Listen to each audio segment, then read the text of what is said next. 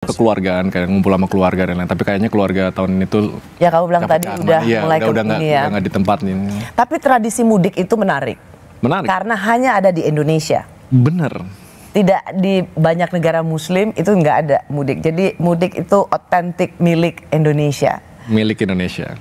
Dan ada cerita di balik Lebaran yang aku baru banget kemarin aku dikasih tahu ceritanya sama Ustadz Felix kan. Dia bilang cuma di Indonesia yang Lebaran tuh mohon maaf lahir dan batin. Oh ya? Iya. Ternyata konsep maaf-maafan tuh cuma ada di Indonesia dan itu bukan unsurnya Lebaran karena Lebaran kan kita merayakan satu hari merayakan bahwa kita sudah melewati bulan puasa, menahan hawa nafsu. Ternyata Indonesia tuh lumayan unik, kita kan lumayan kental budaya ya. Ini dari zamannya era Soekarno waktu itu, Lebaran atau konsep halal bihalal, maaf-maafan itu ternyata cara untuk maaf-maafan dan menunjukkan bahwa kita peduli rakyat antara kaum elit politik.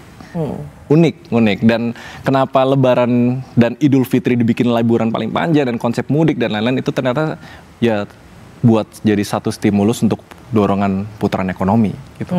Jadi ternyata ya gitu.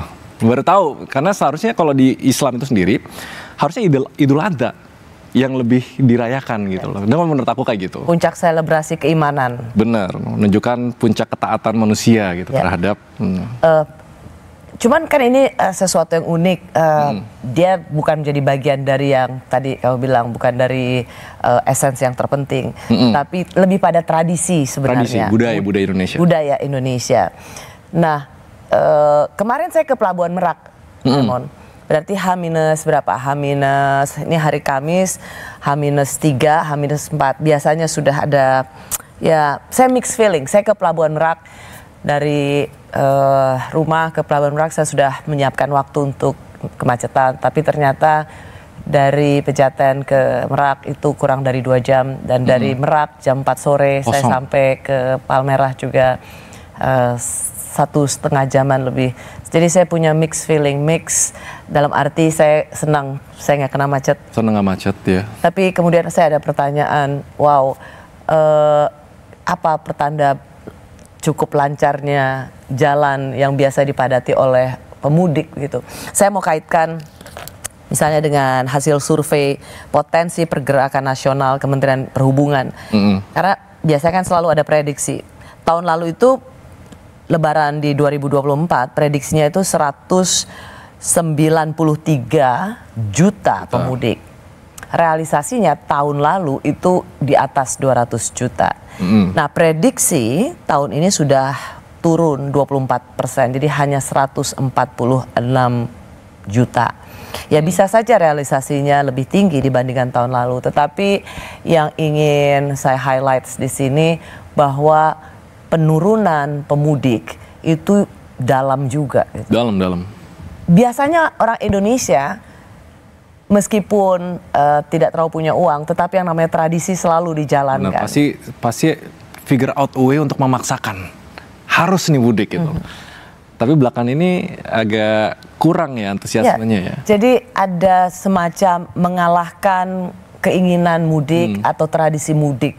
Atau begini, atau saya ingin mencoba membuka ruang bahwa karena liburnya lebih panjang, pemerintah mengatakan boleh mulai libur, silahkan mudik sejak 21 Maret. Jadi liburnya makin panjang. Lalu ada work from everywhere, sehingga juga tidak membatasi orang harus ke kantor. Jadi ini sebenarnya sebuah kebijakan untuk supaya jalur mudik itu tidak terlalu padat dan tidak menimbulkan kemacetan yang luar biasa. Jangan-jangan karena kebijakan itu ya, Ray? Kalau dari sisi pandang pemerintah kan mudik ini needs to happen dan sangat diagungkan. Karena dia sebagai salah satu pendorong ekonomi yang lumayan signifikan. Kalau misalnya nggak ada lebaran atau nggak ada mudik, ini 1 bulan yang biasanya kalau baik-baik aja ya, seharusnya jumlah transaksinya bisa merepresentasikan mungkin 4-6 bulan selanjutnya. Jadi nggak masalah yang selanjutnya pelan itu. Tapi kan warga kalau misalnya nggak mudik itu pasti antara 2 alasan biasanya. Kalau yang berhubungan dengan ekonomi ya, either memang nggak punya uang atau punya tapi nggak mau mengeluarkan uang. Dan 2 ini kan jadi pertanyaan yang harus digali secara dalam ya. Tapi kalau lihat dari opsi 1, ekonomi nggak baik-baik aja. middle class turun, lapangan pekerjaan seret, PHK dan buying power turun. Ini udah simpelnya harusnya bisa dikonklusikan bahwa warga lagi nggak terlalu punya uang. Tapi kalau mau lihat data karena itu bisa dilihat dari yaitu ya arus mudik ya. Bener. Memang ada yang biasanya kan wah gila macet banget ini. Tetapi memang kemacetan itu juga memiliki arti yang positif karena ada pergerakan. Bener. Dan itu karena mereka punya uang gitu. Sehingga tidak terlalu macetan itu juga harus itu indikator yang cukup mencemaskan.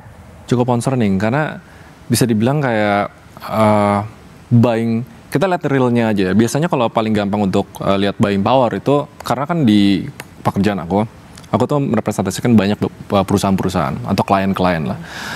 Selama 3 tahun terakhir tuh tren yang lumayan jelas dari bisnis-bisnis atau pelaku usaha bahwa setiap tahun loh kok transaksi pas di bulan lebarannya makin dikit. Transaksi? Di pas di bulan lebaran, iya. Karena biasanya di kuartal keempat ini kan ada setiap Ramadan itu biasanya pasti ada kenaikan. Dan nggak dikit perusahaan yang omset tahunannya tuh setengahnya bisa di bulan lebaran. Tapi dari tahun ke tahun, walaupun puncaknya tuh pas di COVID kan puncaknya consumer spending, mereka belanja banyak gitu karena nggak bisa keluar, e-commerce lagi naik gitu loh. Setiap tahun dari sana tuh penurunannya bisa kayak 20%, habis itu turun lagi 20%, turun 20% gitu. Sebenarnya lumayan ngejawab pertanyaannya bahwa emang warga sekarang seret duit gitu loh. Yang punya duit pun mereka pasti nahan. Kalau misalnya kalau warga mau spending di sektor tersier atau enggak sektor sekunder, pasti mereka harus punya kepercayaan dan kenyamanan bahwa bisa nih spending di sini.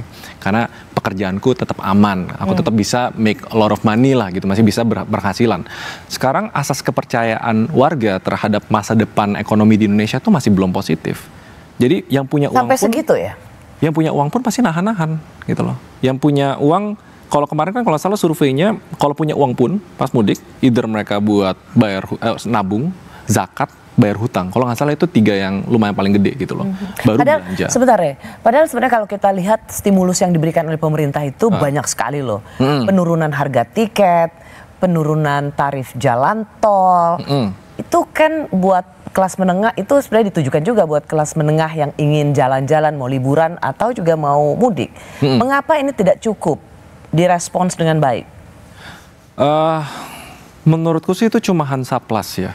Karena kan cuma ngecover plester maksudnya? Plester doang, cuma satu porsi dari pengeluaran pas mudik. Sisanya kan pasti pengeluaran untuk kayak fashion lah, untuk makanan dan lain-lain. Itu kan cuma beberapa porsi kecil ya. Ujung-ujungnya sih karena memang ya simpelnya warga lagi nggak terlalu punya duit tahun ini. Dan kalau misalnya nggak ada stimulus atau arah yang lebih baik lah terhadap perkembangan ekonomi, which paling simpelnya lapangan pekerjaan. Lapangan pekerjaan itu salah satu hal yang paling concerning dalam waktu dekat. Karena warga-warga ini paling produktif sekarang secara umur ya. Tapi nggak ada yang bisa menyalurkan produktivitas mereka untuk make money. Pas mereka nggak bisa make money, the fact bahwa bisnis juga lagi susah. Jadi lingkarannya tuh gitu, bisnis susah, nggak bisa hire orang, nggak punya pekerjaan, orang nggak punya duit, bisnis jadi susah lagi gitu. Ini tuh harus ada intervensi yang sering kali ya kita harus bergantung sama pemerintah. Kalau misalnya pemerintah nggak bisa kasih kebijakan yang tepat untuk putusin rantai setan dari ekonomi ini, ya orang bakal gini terus, nggak punya duit terus gitu loh. Lapangan pekerjaan lah setidaknya. Biasanya kan kemarin bulan lalu biasa Januari ada penurunan, Februari itu ada penurunan. Itu adalah dalam setiap tahun itu sesuatu tren yang sama begitu. Tapi biasanya ada kenaikan di bulan mau menjelang Ramadan begitu.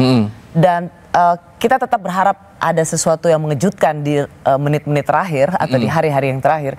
Tetapi sebenarnya dari seorang Raymond Chin, kamu banyak memberikan literasi soal investasi, keuangan, kamu kuat di bidang ekonomi dan bisnis. Menurut kamu ini sesuatu yang mengejutkan atau sudah terprediksi bahwa Idul Fitri kali ini atau perayaan Lebaran kali ini tidak sama seperti tahun lalu?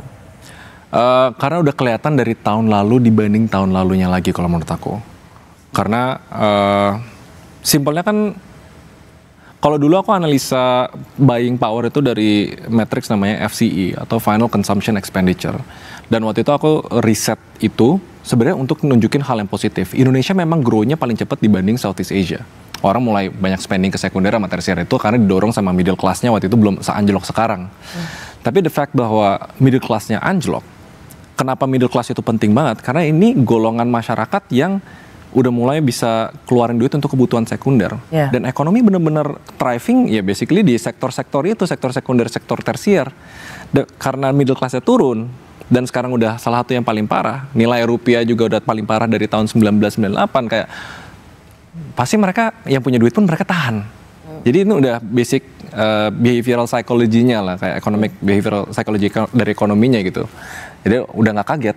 Tahun ini bahkan di beberapa klien aku pegang, ya mereka biasa harapannya kita spend gede yuk di lebaran gitu. Marketing budgetnya bisa 40% dari setahun ya di lebaran. Sekarang coba tahan nih, jangan terlalu agresif gitu. Karena kita nggak bisa prediksi. Selama ada ketidakpastian dengan asas kepercayaan bahwa ekonomi kita bakal bisa ditolong sama pemerintah, tahan dulu deh. Kita selamatin diri sendiri dulu, kayak walaupun nanti aku pernah diserang buzzer waktu itu. Raymond Chin suruh jangan keluarin duit. Wah, ini yang bikin ekonomi kita hancur. Ya aku punya prinsip, kalau kita nggak bisa selamatin diri sendiri, jangan berharap kita bisa selamatin orang lain. Dan itu nggak salah, nggak egois gitu. Itu kayaknya yang sekarang lagi banyak di pikiran masyarakat. Orang seperti kamu ini menurut kamu itulah yang menjadi persepsi yang mayoritas saat ini. Takut dan cemas.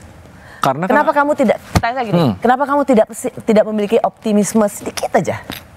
Nggak usah jawab dulu, kami kembali saat lagi. Saya